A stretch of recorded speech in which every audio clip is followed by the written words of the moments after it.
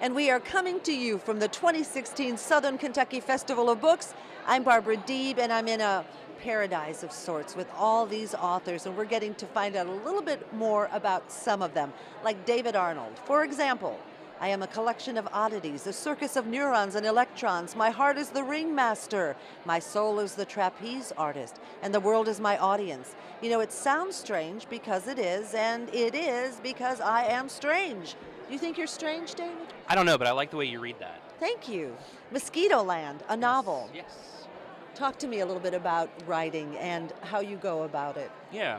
Well, this is an interesting situation. This was my debut novel, and I wrote it while I was taking care of my newborn son.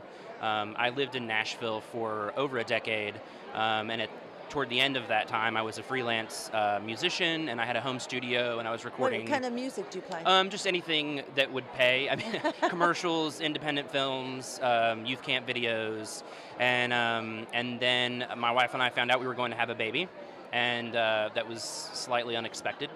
And so yeah, it was just our situation being what it was at the time. It was decided I was going to be a stay-at-home dad, and you can't really record music with an infant in the room, Nope. as it turns out.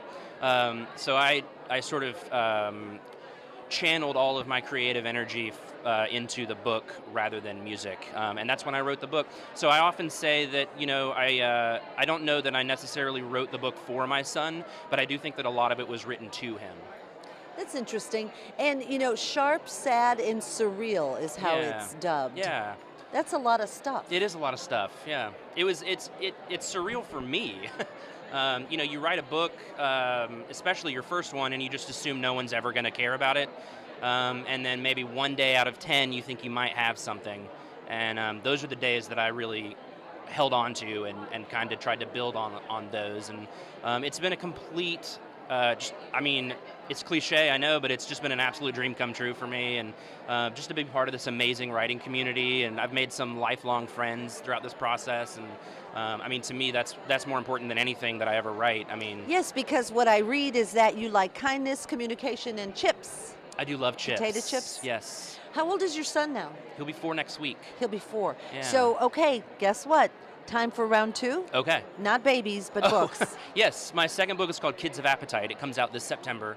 So yeah, I'm very excited about that and to have the opportunity to keep writing. Kids of Appetite? Yeah, it's about a kid who loses his father and then joins up with a sort of a ragtag group of kids on the streets of Hackensack. And that would be New Jersey. It would be in New Jersey, yeah. And together they sort of embark on this coded mission to scatter his father's ashes across the state. Interesting. Yeah. Now, you mentioned that you lived in Nashville, Tennessee. You're now living in Lexington, Kentucky. Yes. So, there's a Southern theme going on down there. Yeah, yeah. And yet you're writing about Hackensack? Well, and I think part of it was this book is a road trip. Mosquito Land is a road trip novel from Jackson, Mississippi to Northern Ohio. So I did, and most of the settings I touched on I've lived in. So I wanted to write a book in book 2. I wanted the setting to be a place I hadn't lived. And I knew the ending was going to take place in New York City, but I didn't want to set it in New York City, so it needed to be close by.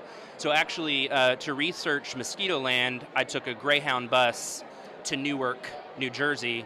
So the destination then was research for Kids of Appetite. And so I ended up staying in Hackensack for 4 days, I think, just researching the location. I love it. Yeah. So what's your process? Are you committed to every day I will put words to my screen, to my whatever, but I will write? No, absolutely not. Oh. And I have many writer friends who they have a word count Per goal day. that they need to get per day, and that works for them. And that's the great thing about writing, though, is that there's no right way to do it. I've found for me that if I try to write every day, I end up, it's just counterintuitive. It just doesn't work for me.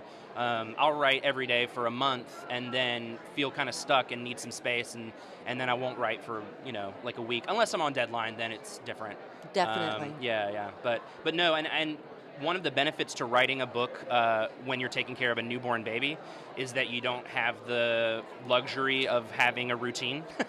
I basically wrote where I could, when I could, how I could. I wrote in Which cars. was good training ground for what you're doing right now. Yeah, absolutely. I can write under the most dire of circumstances because I did most of this book, And that's not, I was able to really have a special bonding time with my son as well, which was a really special opportunity. Beautiful. So, Thank you for sharing your story. The book is called Mosquito Land. The new book comes out, you said, in the fall? September 20th. September, you already know the day. And it's called Children of Appetite. Kids of Appetite. Kids of Appetite. I'm going to call them children. That's fine. That's okay. David Arnold from Outside the Book.